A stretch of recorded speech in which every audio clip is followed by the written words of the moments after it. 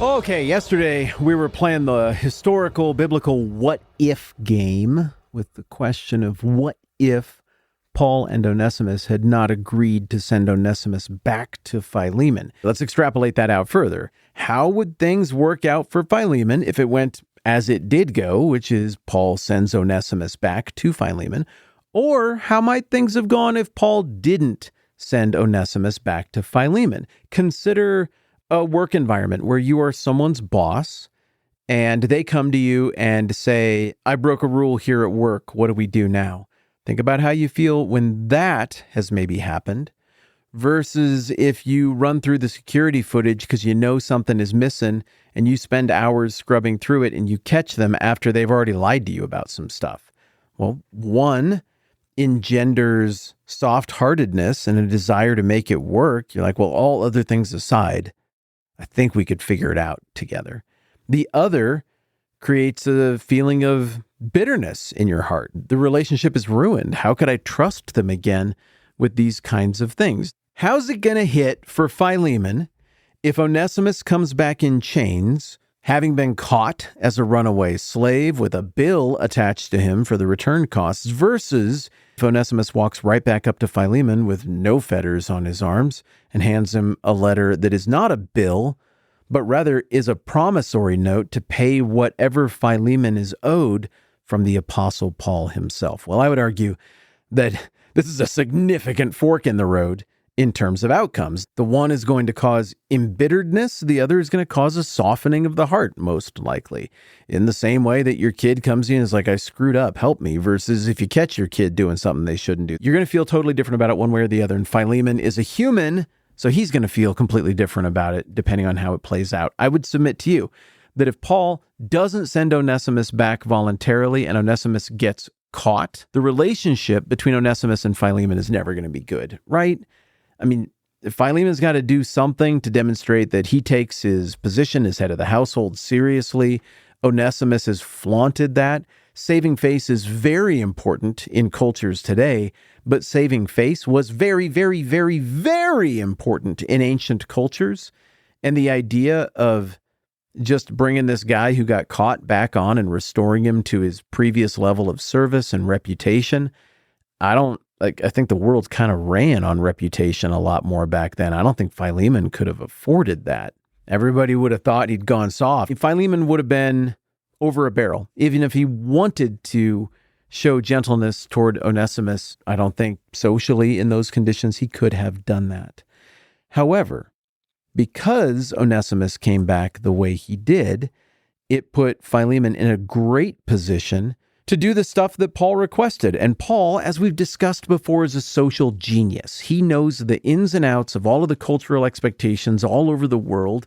The Colossians were not the same as the Romans, and neither of them were the same as the people of Jerusalem. Paul had a feel for the culture in that part of the world. Even if he'd never set foot properly in Colossae, he knew people from Colossae. Paul was a student of culture. Paul was a student of people. I think that woven into this little petition, this little letter of Philemon, is tremendous nuance and knowledge of the very unique thing that is the Colossian mind on the part of Paul.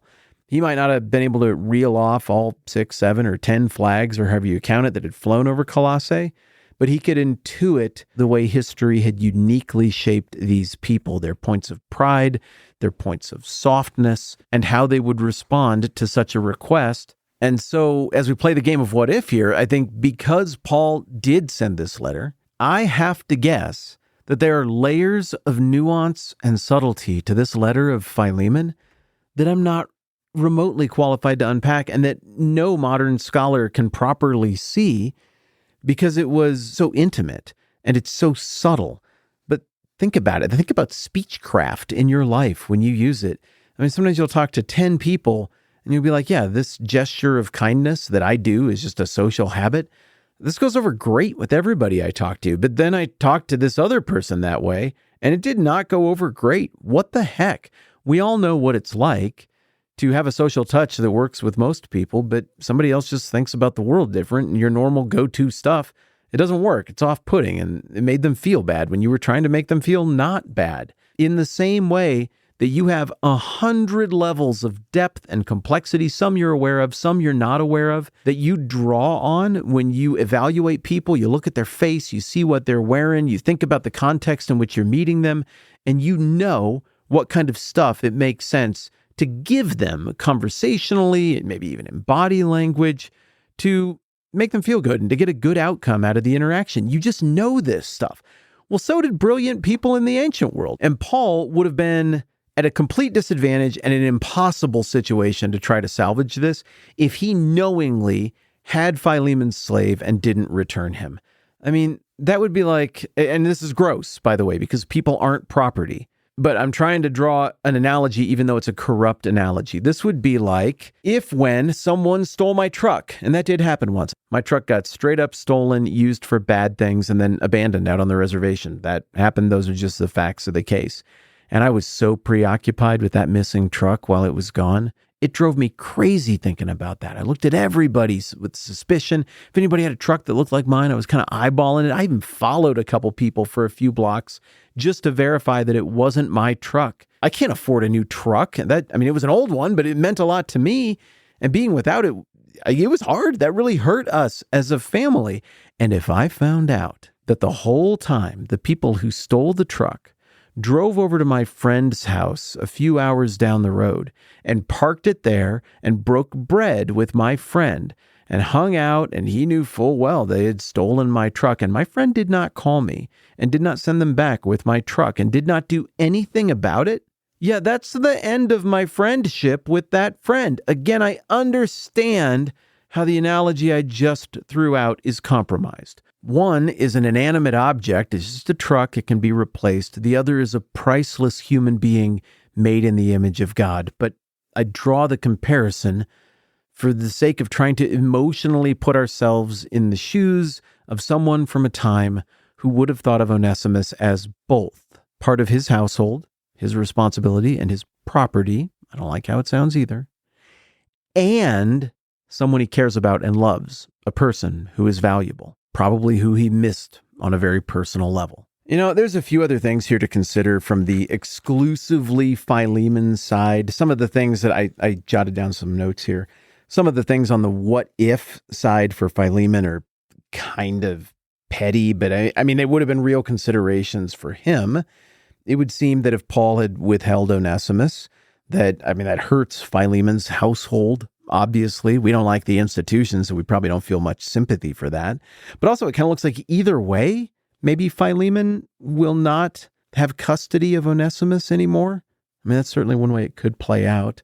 Oh, wow. No, this last one that I jotted down, this isn't trivial at all. This is kind of a big deal. Here it is. The letter of Colossians that makes it into the Bible. It's pretty important. Remember, we broke that down. The first part is this gigantic declaration of the supremacy of Christ over all the other assumptions and all the other gods that have sort of stacked up in layers over the centuries with all the different flags that have flown over Colossae. No, Paul says. In the first half of Colossians, Paul drills home the point that Christ is supreme. Not one more of your many gods, the God. And then in the second half of the very short book of Colossians, Paul deals with the implications of that. Jesus is God in the flesh, the maker and sustainer of all things. What does that mean for you? What does that mean in your household even? Colossians is a very important book of the Bible for Christians for all time, for you and me to this day. And I got to thinking, if Paul doesn't send Onesimus back, and if Onesimus ultimately, who is the one with the power here, he's the decider, if he doesn't self-sacrificially go back to Philemon, what happens to the book of Colossians? Philemon is obviously a key player in the church in Colossae, and he's got a bunch of friends. Like, they know him, they care about him, and he's been wronged. Maybe you wouldn't see it as a wrong to have a slave run away, but that was the conventional wisdom back then. And people felt like something got stolen from Philemon. So all his buddies are going to be very sad about that with him. They're going to be very concerned about the state of it. Same way you would ask about a crisis in someone else's life. That's how they're thinking. With that in mind, if Onesimus doesn't come back, or he does get marched back because he got caught, I think Philemon is going to be embittered to the next letter, or any letter that the Apostle Paul writes to Colossae after Philemon finds out that Paul had custody of Onesimus. He didn't do anything about it. He didn't even tell me. And because Philemon has so many friends, I'm guessing that a whole lot of the heads of household in Colossae are going to feel the same way. They're going to be like, what is this? Did we get sold a bill of goods? The guy who's kind of the top of this Christian family tree that we're now a part of, like he's just a liar and a fraud. He says, oh, no, I make my own way. I make tents and everything. I pay my own bills. I don't want to be a burden to anyone. But then he steals our slaves and doesn't tell us and lies about it. Oh, so he sent a letter to the church. Cool. Well, read it yourselves because I'm not going to be there for the reading of that. Maybe I'll see you next week. I think that kind of response would have been very possible, even likely, from Philemon and many others if it doesn't work out the way it worked out. That is, Paul sends Onesimus back with 2 letters in hand, those being Colossians and Philemon. I think that's a really big deal. In a way, Onesimus has kind of taken one for the team here. And his gesture of sacrifice and humility, even though I think you and I both agree he had a legitimate gripe and running away morally makes sense to us, the amount of humility that man demonstrated in marching himself back to Philemon's door, man, I think it paid huge dividends. I think it served the church. I think it served other Christians. I think it served the unity of very flawed people within the church. I have to think rooted somehow in kingdom calculus. And look, I don't think that the Bible teaches that universally in all situations, like if you run away as a slave, you better go back and be like Onesimus. But in this very weird circumstance with this very ambiguous relationship that seems to have existed between the beloved Onesimus and his master, but also maybe dear friend or father figure, Philemon, all surrounding this fledgling church and Paul's very well-known situation in Rome. Like all the hopes of Christians are riding on Paul's appeal, maybe going well before Nero. That's how they would have thought of it, with so much riding on this. For someone so low on the social totem pole to have so much responsibility and so much weight behind this decision that would affect him so greatly. I mean, that's a tough deal. But after having gamed out all the other ways Paul and Onesimus could have played this, in the end, it seems like it was of the most benefit to Philemon. Obviously, he gets his household back intact. Paul and the church clearly benefit from the course of action Paul chose. It seems to me that Onesimus benefited the most from this course of action. Yeah, ideally, the Roman economy would have leapt forward 2,000 years. There could have been a disambiguation between what is slavery and what is a job, and there could have been rules to protect workers, and the whole thing could have just been abolished, and everybody could have lived in the utopia we live in now where there's no tension between classes whatsoever. Obviously, that would be ideal, but considering what the time was and what we were dealing with and what this particular situation was, having considered it from the perspective of Philemon, from Paul, from Onesimus, from the church, in light of all of that, I think we need to bump up how we think of Onesimus. I think we need to hold him in much higher regard, no longer as a name that maybe 1 in 20 people who've read the Bible even remember, but as a very important figure in the early church, because this was a time bomb. It wasn't really Paul who did the solving here. Because Paul can say, go back all you want, but there's a long journey between Rome and Colossae. It was up to Onesimus. So much of the health and the well-being and the fate of the early church was in this runaway slave's hands. What a fragile thing, what a strange thing. And he came through in a self-sacrificial way. Wow. Yeah, that's good for now. I'm Matt. This is the 10-Minute Bible Hour podcast. And let's do this again soon.